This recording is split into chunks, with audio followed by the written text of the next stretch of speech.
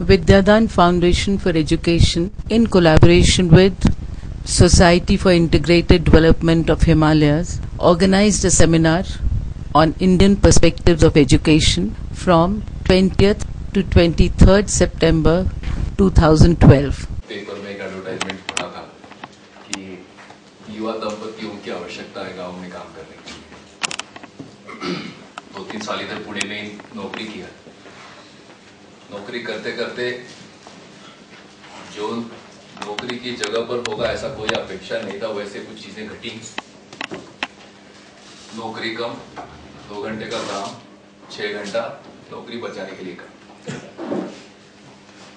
और उसमें गलत होते हुए भी स्वयं को सही साबित करने के लिए जी जान से प्रयास। ये सारे थकाऊ कार्यक्रम से लगा कुछ सार्थक काम में लग जाना चाहिए।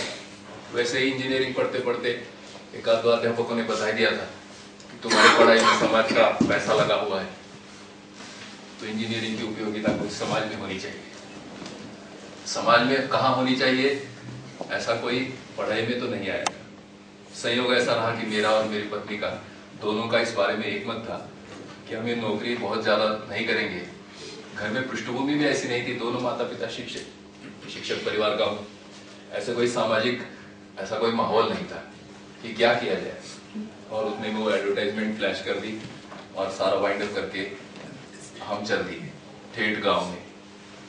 अब वहां जाकर के जो गांव का परिदृश्य था, सिनेमा देखते थे तो लगता था ये सब झूठ बताते हैं, अत्याचार कुछ होता नहीं है।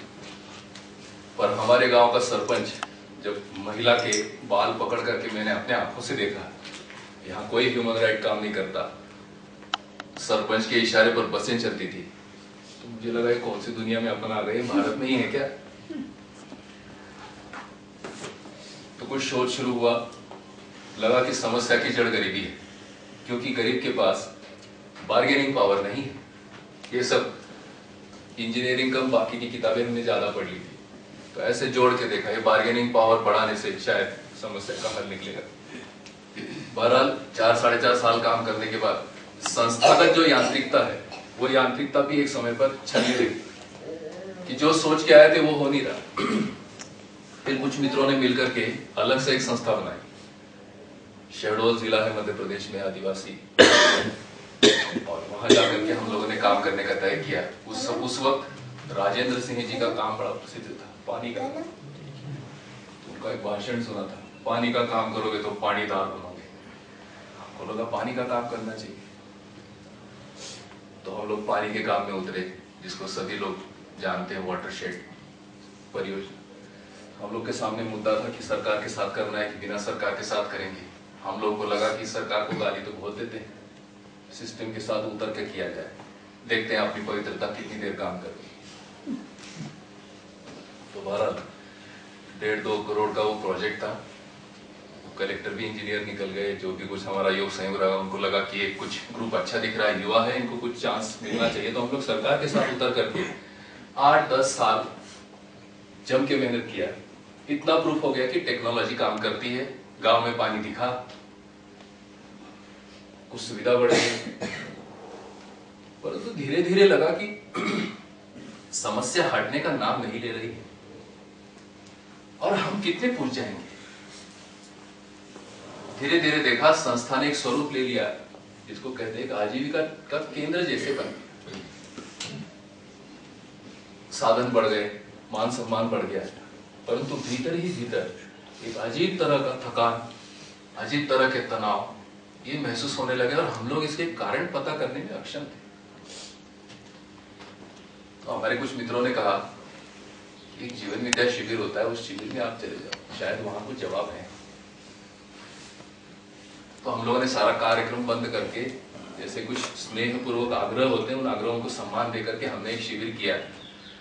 और उस शिविर को सुनने के बाद पहली बार लगा कि हम उतरे तो समाज में सही, काम तो गलत नहीं कर रहे हैं, परंतु समाज के बारे में जो अंडरस्टैंडिंग है, जो होमवर्क होना चाहिए, वो होमवर्क हमारा नहीं है, प्रॉपर होमवर्क नहीं है, और हम किसी एक दिशा में एकांकी होकर के काम कर रहे हैं।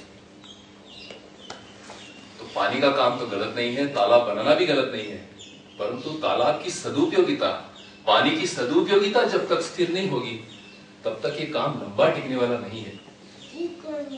और तब से हमको मान ही लिया था कि हम लोग बुद्धिजीवी है, क्योंकि हालत से हटके काम करते हैं। तो बुद्धिजीवी है तो बुद्धि का काम किया जाए। और बुद्धि के प्रभाव को मैंने पहली बार पहचाना कि बुद्धि का प्रभाव जितना हमने मान लिया है उससे कई गुना अधिक।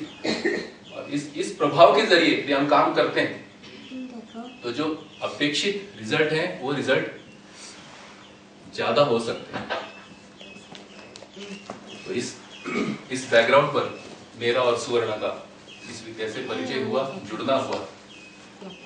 और ये 15-20 मिनट में उसके कंटेंट में क्या चर्चाएं हैं उन चर्चाओं को मैं आपके सामने रखता हूं। मित्रों, है तो ये सूचना, मेरे लिए भी सूचना था। हम सभी लोग किसी ना किसी जगह से सूचना इकट्ठा करती हैं, परंतु कुछ सूचनाएं अपनी जिंदगी की दिशा परिवर्तन कर सकते हैं। ये सूचनाओं ने मेरी दिशा बदल दी। हो सकता है ये कुछ सूचनाओं से यदि आपको उपयोगी लगेगा तो उसको रखिए, नहीं उपयोगी लगते तो हर एक की खोज जारी। तो परिचय में हम लोग मानव लक्ष्य की चर्चा करते हैं। तो मानव लक्ष्य की चर्चा में समाधान, समृद्धि, अभय, सह-अस्तित्व, इन 4 मुद्दों पर मानव चर्चा को फैलाया जाता है। समाधान से आशय है